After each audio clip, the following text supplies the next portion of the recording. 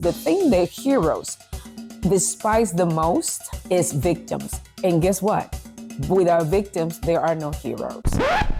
So the other drama of life that I'm going to refer to, and please don't get impatient. Once I break it down, we're going to talk about how to bring balance, which is the best part. So just wait until the end so we can get there.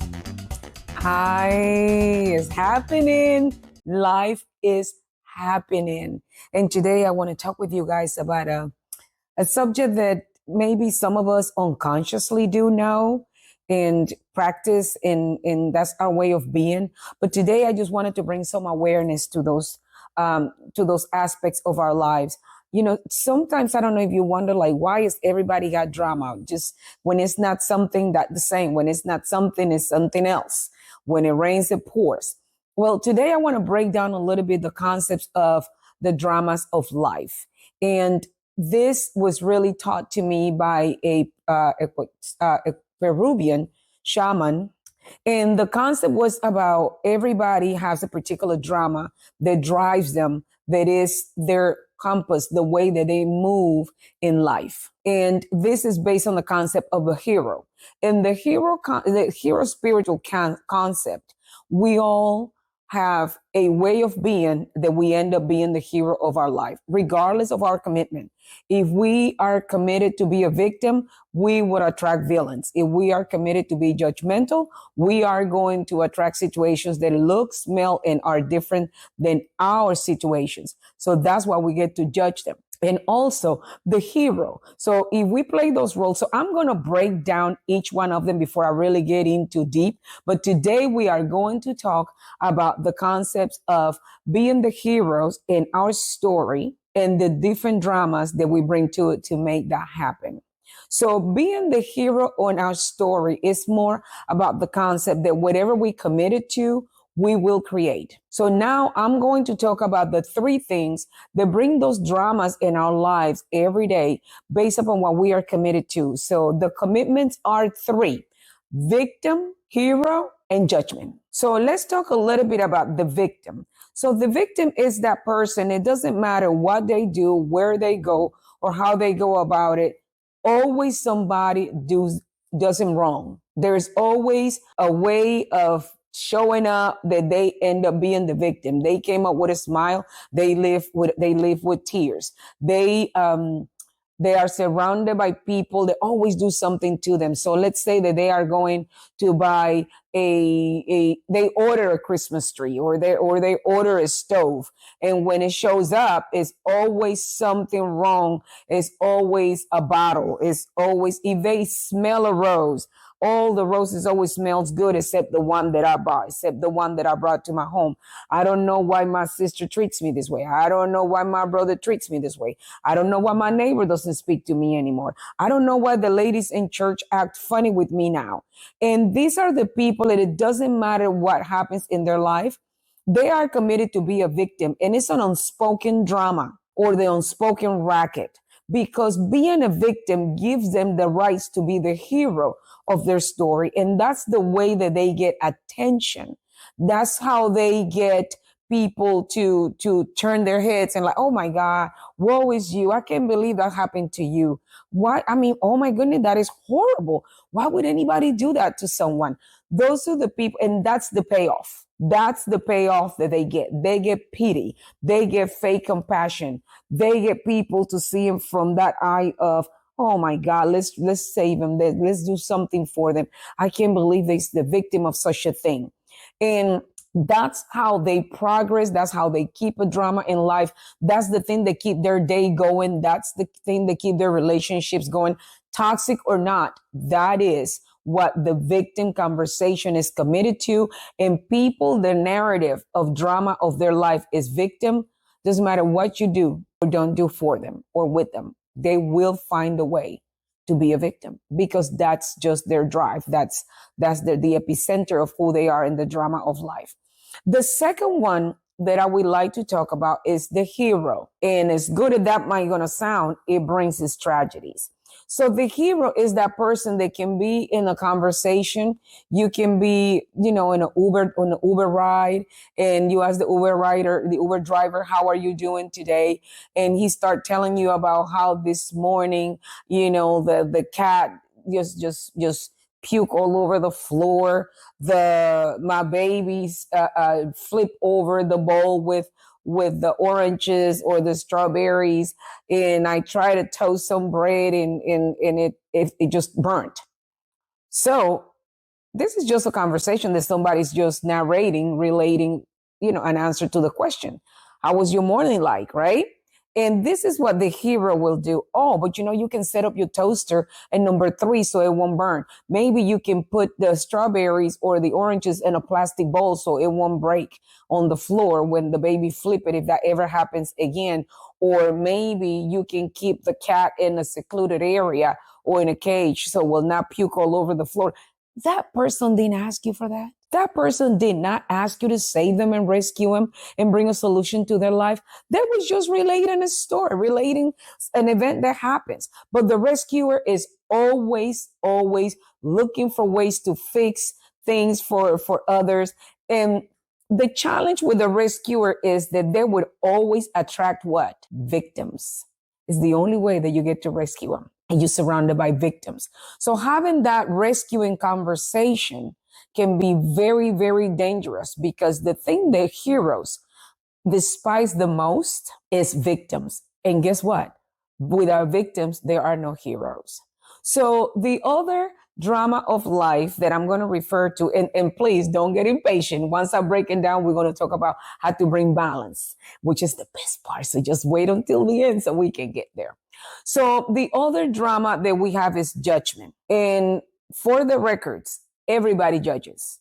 And what I mean by that is, if you grow up in a sunny place and you get exposed to the snow, you're going to judge it. It's not as warm as, it's not as hot as, it's not as sunny as. So with that said, we judge based upon those things that are different than what we know, that we like, that we trust, and that we're familiar. So those things that are familiar in our heads, the people that goes with the drama of judgment, that's what is right. But those things that do not look alike, smell alike, or behave alike are the things that are wrong.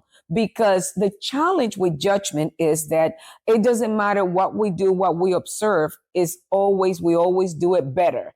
It's always better over there. It was always better on the other side. It will be better in the future, never in the now, always totally disenchanted with what's going on in life, disenchanted in just never being able to be in a healthy relationship. Because if you judge everything and everything is wrong, you do not get to be you don't get to be in relationships. You get to be right. So have to be very careful with that commitment to be right that people with that judgmental mindset has. So now let's go back to the victim. And 3 conversations that I'm talking about today are not only hard conversations, these are conversations for mature people that are willing to look within themselves, be okay with what is, and shift what they would like to shift. What you don't like, you get to shift it. That's the beauty of this conversation. So let's just talk a little bit about the victim. So with the victim, how does the victim brings balance? First of all, the victim have to have a conversation that, you know what, I am always a victim in the conversation. I have spoken with people that complain about their job and their boss because their boss asked them to work from 9 to 5 and take only 2 breaks, or only take 30 minutes lunch, or because of the pay. And I got to tell you, I said, well, how old were you when you started that job? Because they don't hear themselves. And I said, you know that you signed up to that job, right? You knew that salary, you knew the schedule when you got the job. And I bet you were excited. So why are you complaining now? So I know people now, they're complaining about the drive to work. My job is too far. When you signed up for that position, you know where the job was.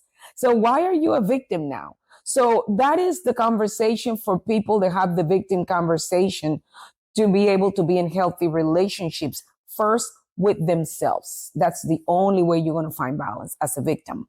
You have to be in a healthy relationship with yourself.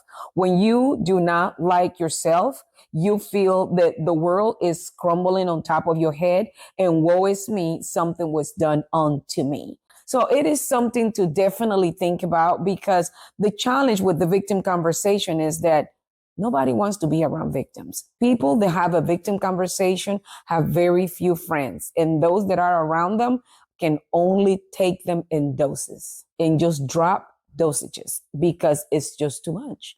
It's just too much to be around somebody who complains all the time. So what I would advise you to do is to be an observer of yourself and give yourself little challenges. Today, I will not complain. Today, for every complaint, I will put $1 on a bowl, and do it maybe for half the day, then a day. If you can do a day for a week, then you can do it 3 days. So I invite you to really be an observer of yourself and to question, why do I see the world that way? Why do I think they did anything to me? And then now let's focus on the conversation of the hero.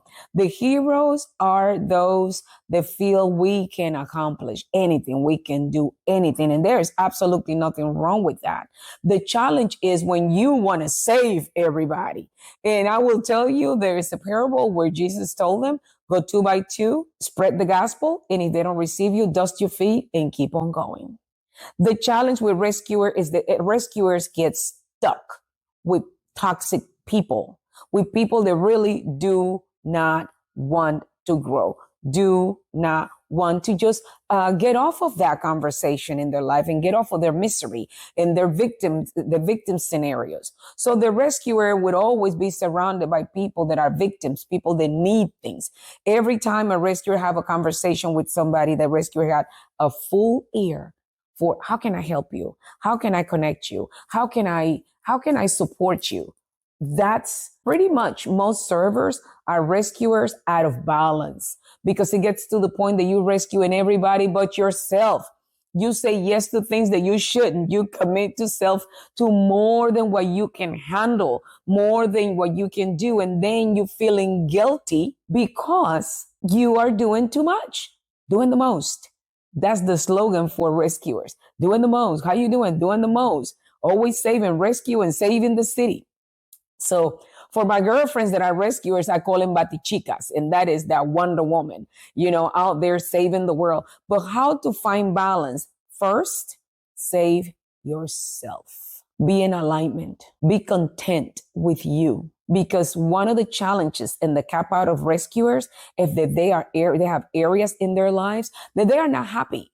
That is the reason why they want to be out here saving the world, because it's a way to look away from what you really need to look, yourself. And the good point of being an observer of yourself for rescuers is that when you rescue yourself and you are healthy, whole, and complete, you rescue and you help and you serve from a good place, from a place of love, from a place of joy. So with that said, now let's talk about the judgmental, and that is a challenge. It's a challenge because people that are judgmental don't really accept others as they are.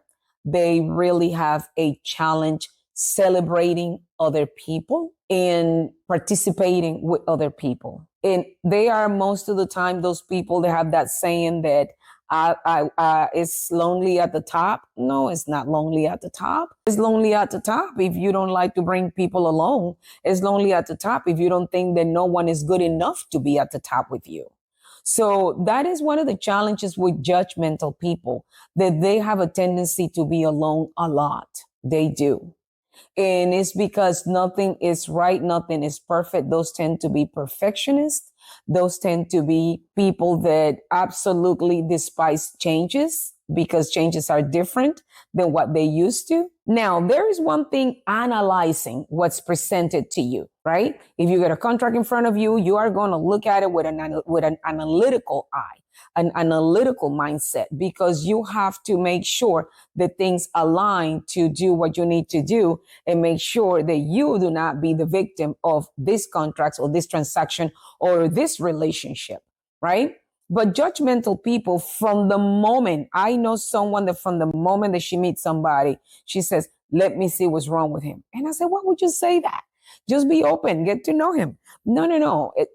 All men got something wrong. All men are broken. So now this one, I'm just going to give him 3 months and see what's wrong with him. The other one, I'm going to give him 3 weeks and see what's wrong with him, because he seems more open and outgoing. So I'm sure his true colors are going to show. So you see, it's not really coming looking for a judgment for positive things, but it's to criticize and condemn. That's the challenge with the drama of judgment, that particular drama condemns. And when you condemn something, you don't have space for it. But guess what you get to be? You get to be right. That's how you are the hero of your story. You get to be right about your beliefs. You get to be right about everything you do, and everybody else is wrong. What does that mean at the end of the day? That everybody is wrong and you are right. So how do you come out of that? The balance to the judgment conversation is give the gift of being right. What I mean by that is somebody says to me, oh my God, I got up this morning and the sky was purple. I said, really? I've never seen the sky purple, but you know what? On my end, it was blue and a little bit overcast. No, but it's purple because I live on this side of town. And I'm like, you know what? You're right. You're probably right. Because if you saw it that way, and so it is. So you see, you give them the gift to be right. They right. And I tell all of my judgmental friends, let them be right. Just give people the right to be right. And I even ask, can you let me have this one? Can you let me be right about this? Please let me be right about this. And just keep it light. But at the end of the day, one of the things that when I coach, I tell people, all things in life are going to be as you decide that they will be. They can be either light or they can be heavy. It's how you present that thing. So when circumstances come your way and there are things that you cannot change, as a victim, don't think that it happened to you. As a hero, don't think that you're the only one that can save the day. And as a judgmental person, don't condemn it. Just be with it. Be committed to be the peace in the world that you expect. Be peace. Act as peace. Give peace. Dwell in peace. So I hope that I said something today that you can really look, because it takes strength to handle this conversation. It takes courage to look within yourself and say, you know what? So I'm going to share a conversation and you will tell me. I want you to put on your comments, what do you think this was? I was having a conversation with a girlfriend that she is in her late 30s and her mother's in her early 60s. So 2 total different seasons in their lives, and different generations, different cultures, the way they view the world, the way they do things. So, and just for the younger people, I want you to take into consideration that parent one day had to shift with you. When you were 5, they supported you. When you were 15 and when you were 25 and when you're 30, we as parents have to shift with you. So be a little bit compassionate about what season of our lives we are. But anyway, going back to the story. So she was telling me, I don't really say much to my mom because I don't agree with some of the things she says or do. I said, oh, okay. Well, she's in a different season. You a new generation, younger generation. You are exposed to other things that your mind probably was never exposed to. So by default, you are going to see the world differently. And I said to her, would you consider just celebrating your mom? Celebrate her. If she decides that she's going to make the orange juice with the skin instead of the pulp, celebrate her. Say, oh, that's pretty good. Is that working out for you? Great. That's great. That is great. Can you just celebrate people, whatever they are? They are in their journey and they will move forward because we all evolve. All of us evolve. None of us grew up knowing the things that we know today. So with that said, I had this conversation about the dramas with my friend. And I asked her, what do you think you are? She says, I think I'm a hero because I want to save my mom. I say, I challenge you to consider that you might be judgmental, because if it's not the way that you think it should be, it's not the way that you think it could have been, you totally separate her from you. You create a wall of separation and you choose not to make comments. You choose not to celebrate her. You choose not to be with her, because not only are you judging, but you're right about your judgment. And because you believe you're right, you choose not to be part of her life. Because if it doesn't look like yours, or she doesn't have the opinion, she doesn't even share the same opinions with you, she's wrong. So is she a victim? Is she a hero? Or is she judgmental? I want to hear all the comments. My last words of wisdom. I say this to my kids every day when I drop them off in school or when they got off the car. Give grace, because you're going to need it one day. Have a good one. Life is